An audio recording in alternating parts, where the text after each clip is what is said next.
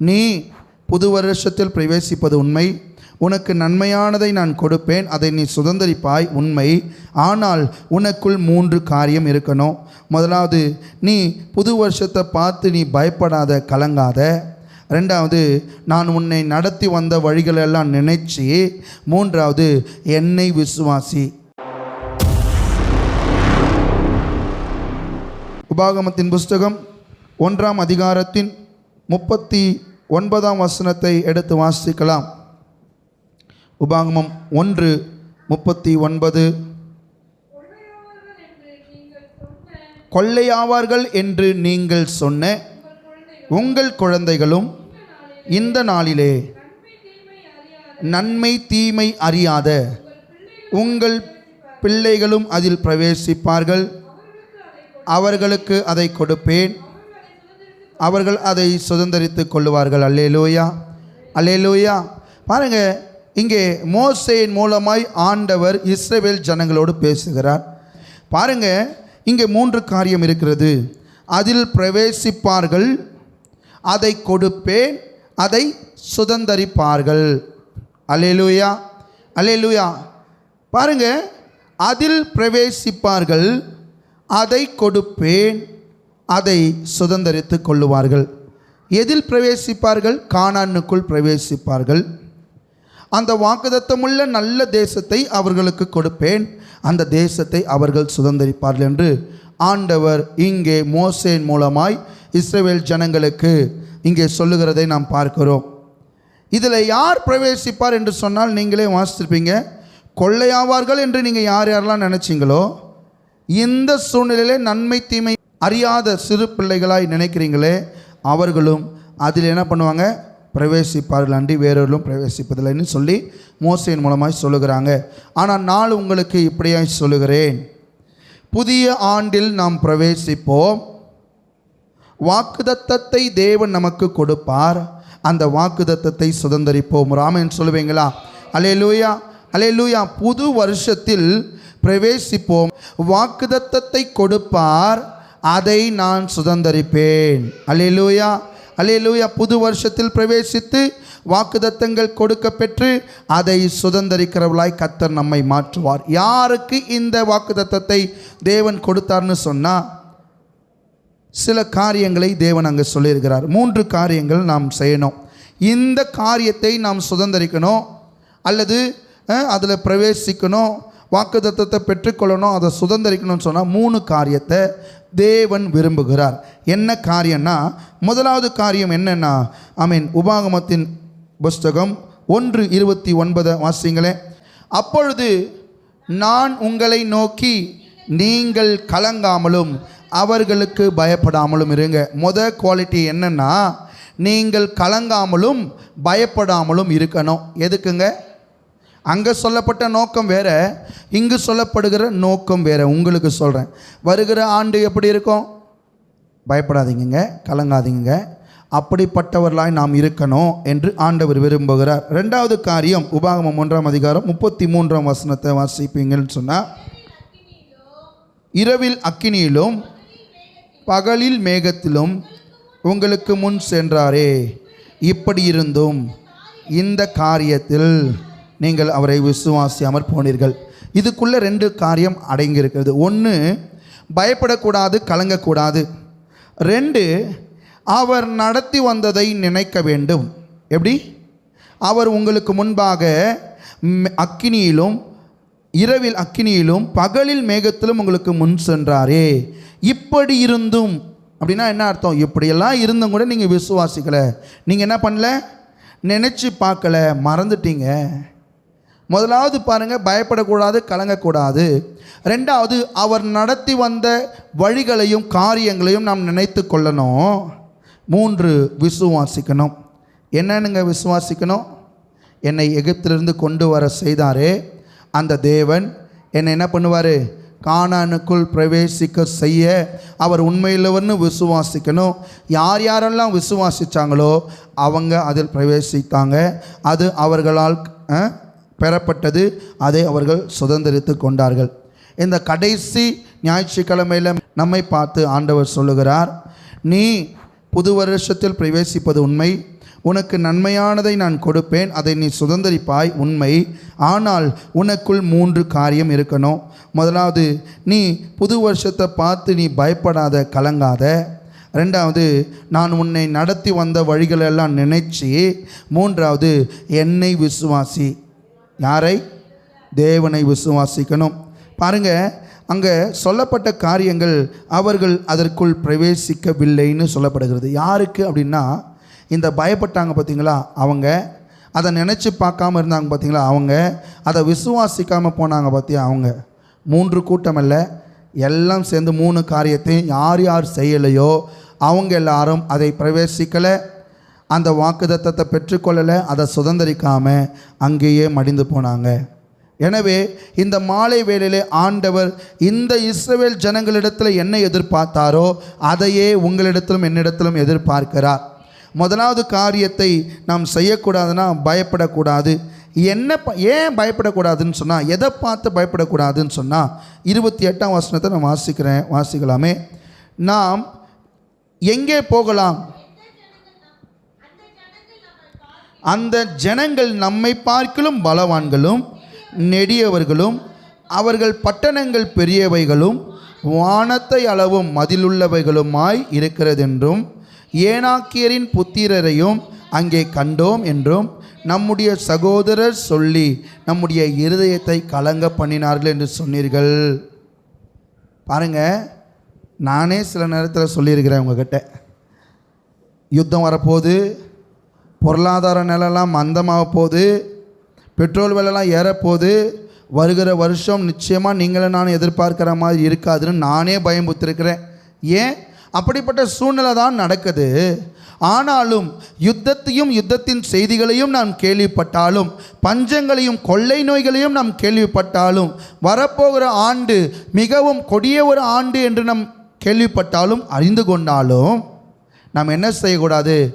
அதை பார்த்து பயப்படவும் கலங்கவும் கூடாது என்று ஆண்டவர் சொல்லுகிறார். அல்லேலூயா, அல்லேலூயா. நிறைய பேர் ஆஸ்ட்ரடாமஸ்னு சொல்கிறாங்க, சில பேர் பாபா வாங்கேன்னு சொல்கிறாங்க. சில புறஜாதியான ஜனங்களும் அவங்க என்ன செய்கிறாங்க? தன்னுடைய ஞான திருஷ்டியினால் நாட்களை கணித்தார்கள். இது இப்படி நடக்கும், அது அப்படி நடக்கும்னு சொல்லி அவங்க என்னென்னலாம் தேறி எழுதுனாங்களோ அதெல்லாம் சில நேரங்களில் மேட்ச் ஆகிறத போல காண்பிக்கப்படுகிறது. ஆனால் தீர்க்க தரிசனங்கள் நிறைவேறினது 100% இந்த வேத வார்த்தை மாத்திரமே. அல்லேலூயா. எத்தனையோ பேர் ஞான திருஷ்டிக்காரங்க சொல்லியிருக்கிறாங்க, அதெல்லாம் நிறைய நேரம் நிறைவேறினதில்லை. ஆனால் இந்த பரிசுத்த வேத வார்த்தை சொன்ன பிரகாரமே இதுவரைக்கும் வந்திருக்கிறது. இந்த தீர்க்க தரிசனத்தில் ஒன்றும் இதுவரை என்ன செய்யவிடவில்லை? நிறைவேற்றப்படாமல் இல்லை. நிறைவேற போகிற தீர்க்க தரிசனங்களும் இதில் எழுதப்பட்டிருக்கிறது. இப்பொழுது அதை நாம் பார்த்து கொண்டிருக்கிறோம். அல்லேலூயா, அல்லேலூயா. கடைசி நாட்கள் இப்படியா இருக்கும், அப்படியா இருக்கும், பூமி வெப்பமயமாகிடும். எங்கள் பாஸ்டர், கலை பாஸ்டர், அவருடைய ஃபேஸ்புக்கில் போட்டிருக்கிறார். என்னென்னா, பூமி வெப்பமயமானதுனால பனியெல்லாம் கரைஞ்சி போய் கொஞ்ச நாளில் சென்னை மூழ்கிடும்னு சொல்லியிருக்கிறாங்க. நீங்களாம் என்ன நினைக்கிறீங்க? 2050 சென்னை காணாம போடும் நினைக்கிறீங்களா? 17 வருஷமாக வெறும் 4.31 மில்லிமீட்டர் தான் என்ன பண்ணியிருக்கு? கடல் அளவு உயர்ந்திருக்குது. 1993 2000ஆம் ஆண்டு வரை 4.31 மில்லிமீட்டர்னால் எவ்வளோ நேரம்? இதை விட ரொம்ப சின்னதாக இருக்குமா? பார்த்துக்கோங்க. ஆனால் பயம்படுத்துகிறாங்க.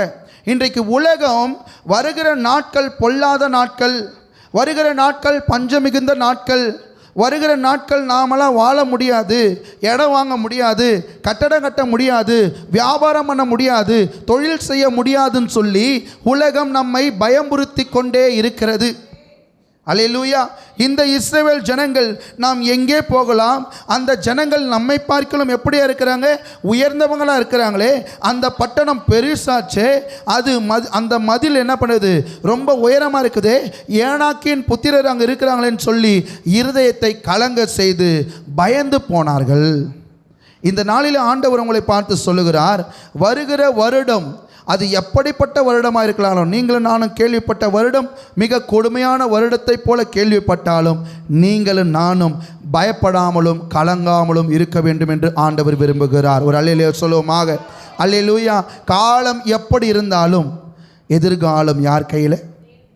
நம் எதிர்காலங்கள் எல்லாம் தேவனுடைய கையில் இருக்கிறபடினால் நாம் ஒன்றுத்துக்கும் கவலைப்படக்கூடாது, பயப்படக்கூடாது, கலங்கக்கூடாது. ஏன்னா சர்வ வல்லவர் என் துணையாக இருக்கிறார். அல்லேலூயா. சாவை வென்றவர் என் எஜமானன். அழகாக பாட்டு ஃபாதர் பெர்க்மன்ஸ் பாடியிருக்கிறார். அப்படி தானே? வருகிற நாள் எப்படிப்பட்ட நாளாகவும் இருக்கட்டும், நீங்கள் அதை பார்த்து கலங்கவும் பயப்படவும் கூடாது. முதல் குவாலிஃபிகேஷன், நீங்களும் நானும் வருகிற நாட்கள் பொல்லாதவைகளாக இருக்குமோ என்கிற கலக்கம் உங்களை தொட வேண்டாம். அதற்கு நீங்கள் பயப்படவும் உங்களை அனுமதிக்க வேண்டாம். ஏன்னா நீங்கள் அதில் பிரவேசிப்பீர்கள், வாக்குத்தத்தம் உங்களுக்கு கொடுக்க பெறுவீர்கள், அதையும் சுதந்திரிக்க போகிறீர்கள். நீங்களும் நானும் அந்த பொல்லாத நாட்களை குறித்து பயப்படவும் கலங்கவும் கூடாது என்று ஆண்டவர் எச்சரிக்கையாகவே சொல்லுகிறார். ஆமென். அறிவுரையாய் சொல்லுகிறார், தீர்க்கமாய் சொல்லுகிறார். நீ பயப்படாதே, கலங்காதே. அது எப்படிப்பட்ட நாட்களாக இருந்தாலும் நீ பயப்படாதே, கலங்காதே. அல்லேலூயா, அல்லேலூயா, ஸ்தோத்திரம். முதலாவது நாம் பயப்படவும் கலங்கக்கூடாது. ரெண்டாவது என்ன செய்யணுமா?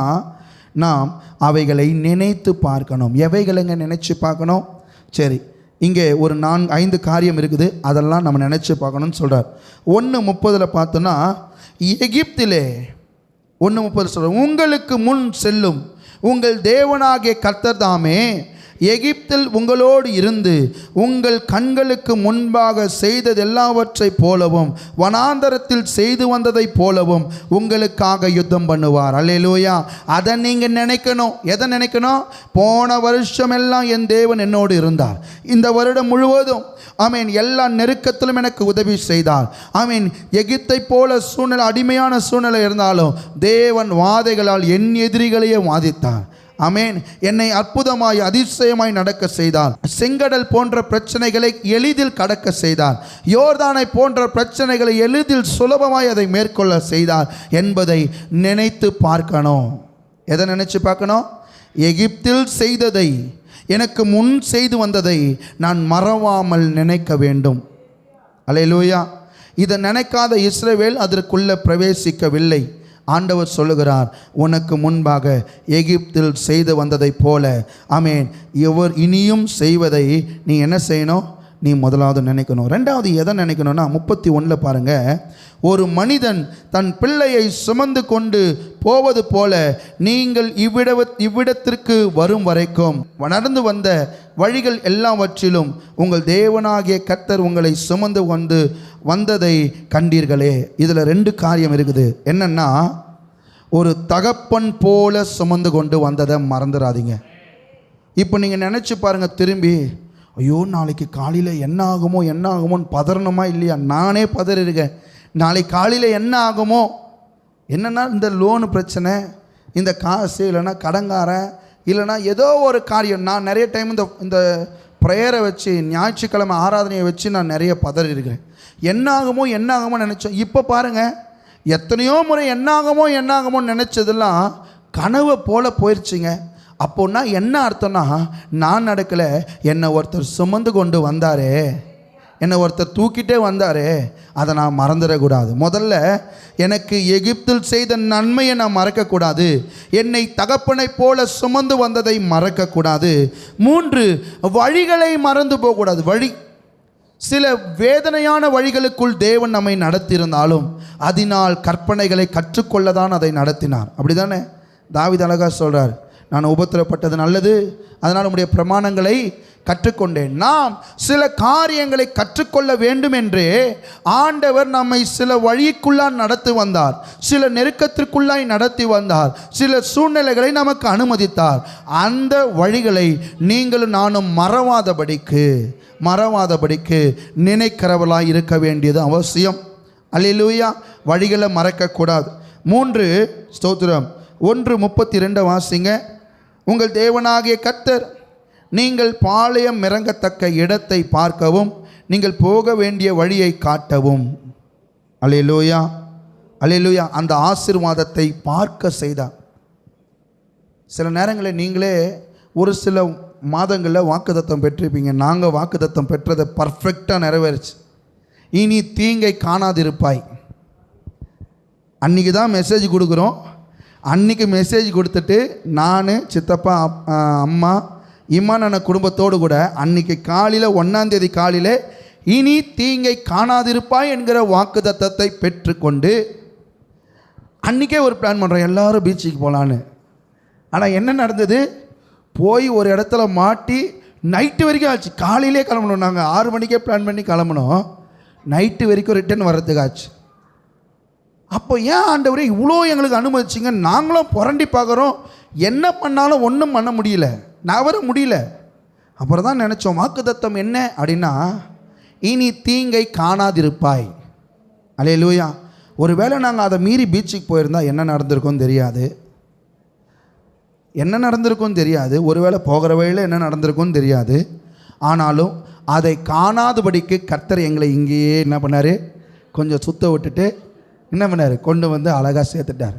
அல்லேலூயா, அல்லேலூயா. சில ஆசீர்வாதங்களை பார்க்க உதவி செய்தார், சில வாக்குத்தத்தங்களை பார்க்க உதவி செய்தார், சில வார்த்தைகள் பிரதியட்சமாய் அன்றைக்கே நிறைவேற உதவி செய்தார், சில நன்மைகள் அன்றைக்கே கிடைக்க உதவி செய்தார், சில தரிசனங்கள் சொப்பனங்களை போல பார்க்க உதவி செய்தார். அதை மறந்துடாதீங்க. ஏன்னா நம் தேவன் வெறுமன வாயில் சொல்லிட்டு வடை சொட்டு போகிறவர் அல்ல, சொன்னால் அதை நிறைவேற்றுகிறவர். அவர் நிறைவேற்றுவதையும் நாம் பார்த்தோமே, அதை மறந்து போயிடாத. அல்லேலூயா. உன் தேவனாகிய கர்த்தர் நீங்கள் பாளையம் இறங்கத்தக்க இடத்தை பார்க்கவும் நீங்கள் போக வேண்டிய வழியை காட்டவும் அப்படின்னு சொல்லப்படுகிறது. அப்படின்னா என்ன அர்த்தம்னா, பார்க்கவும், ஆசீர்வாதங்களை பார்க்கவும், நாம் போக வேண்டிய வழியை நமக்கு காட்டவும் ஆண்டவர் உதவி செய்தார். அல்லேலூயா, ஆமென். சில நேரங்களில் ஞாயிற்றுக்கிழமை ஆராதனைக்கு வந்திருப்போம், ஆஹா இன்றைக்கி ஆண்டவர் சரியாக பேச போகிறார், நம்மளை பலப்படுத்த போகிறான்னு நினைப்போம். ஆனால் அன்றைக்கி வந்து சொல்வார், நீ இதை இப்படி பண்ணக்கூடாதுன்னு. அப்படின்னா என்ன அர்த்தம், வழியை காண்பிக்கிறாரு. உண்மையாக சொல்கிறேன், இந்த சபையில் தேவன் வழியை போதிக்கிறார் என்று நான் ஆணித்தரமாக சொல்ல முடியும். அல்லேலூயா. வழியை போதிக்கிறார், நீ என்ன செய்யணுமோ அந்த வழி உனக்கு போ, அங்கே சொல்லப்படும் என்று சொல்லப்பட்டது போல இந்த சபையில் வழிகள் போதிக்கப்படுகிறது உண்மை. அந்த வழிகளை எல்லாம் கர்த்தர் நமக்கு காண்பித்தார், அதை மறந்து போயிடாத. பார்க்க உதவி செய்தார், நன்மையை பார்க்க உதவி செய்தார், ஆசீர்வாதங்களை பார்க்க உதவி செய்தார், வாக்குத்தத்தம் நிறைவேறுதலை பார்க்க உதவி செய்தார், எனக்கு கெடுதல் செய்தவன் அவன் அனுபவிக்கிற காரியங்களை பார்க்க உதவி செய்தார், வழியை எனக்கு காண்பித்தார், அதை நான் மறக்கக்கூடாது.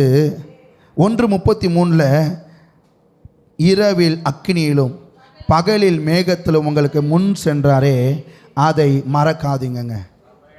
ஸ்தோத்திரம். இப்படி நீங்கள் மறவாமல் இருப்பீங்கன்னு சொன்னால் 2025 உங்கள் கைவசமே இருக்கும், உங்களுடைய காரியமே ஜெயமாக இருக்கும் என்பதை தீர்க்கமாய் சொல்ல முடியும். அல்லேலூயா, அல்லேலூயா.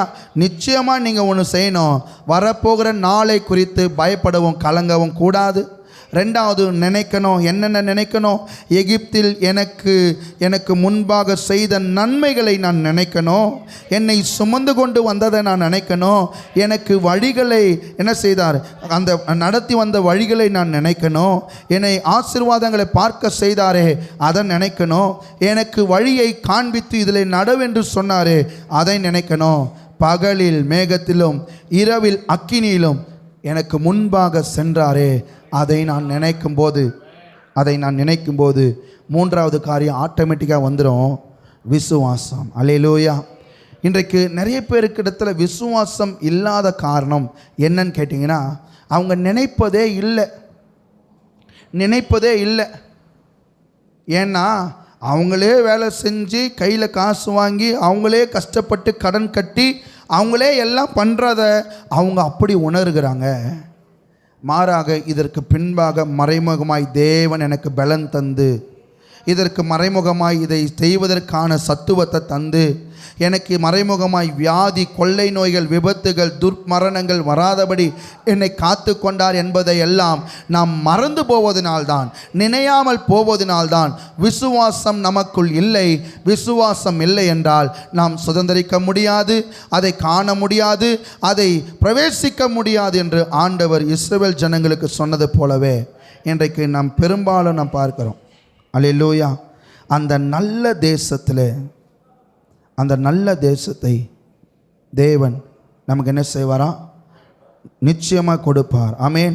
35ஆம் வசனத்தை வாசிங்களேன் பாருங்கள். 34 35 வாசிக்கலாம்.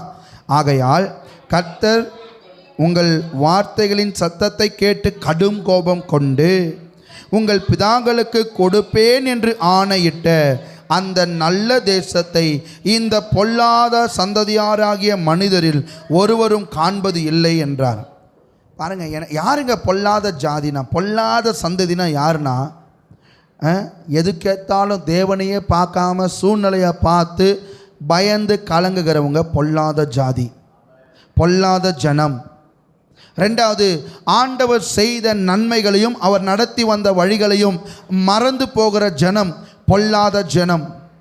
அவரை விசுவாசியாத ஜனம் அவருக்கு பொல்லாத ஜனம்.